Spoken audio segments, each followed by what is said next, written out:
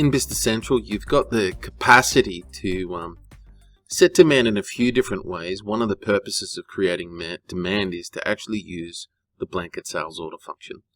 Now, there are two ways in a system to create demand. One is via an order, and the other is to do it via what's referred to as a demand forecast. Now, I'm not going to cover in detail the demand forecast today, but a forecast gives us the ability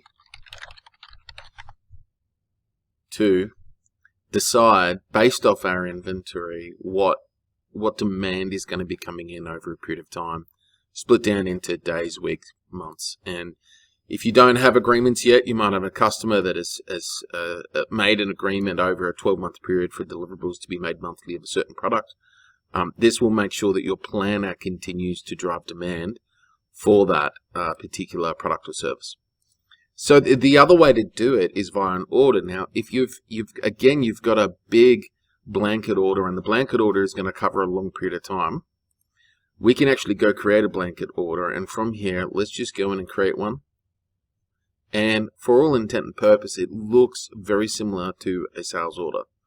The difference here is it's not a sales order, it's a step before the sales order. So you've got all of your general information, and from here, we can turn around and I can say, as an example, I'm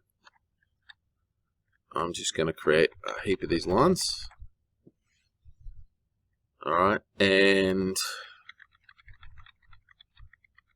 usually you'd select your warehouse location. I've got some stock that's available here, just like this. And so we may want to turn around and set an agreement that says, look, we're going to deliver on the 1st of the 9th, we're going to deliver on the 1st of the 10th, we're going to deliver on the 1st of the 11th, and so on, right? And so what it's going to do is give us this this sales order.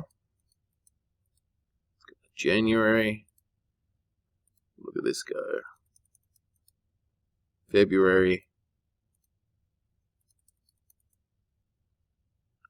March, and so on. And so setting all of your dates accordingly, we've got the ability to set expectation on the demand within the system. And this will actually carry through to your demand planner, which allows you to turn around and then from here make an order of all or part of this blanket sales order. Okay? And then from there, you can convert that out. Now, an agreement, sure, you can store your agreement against the attachment, so you've got the ability to attach files and documents, add notes.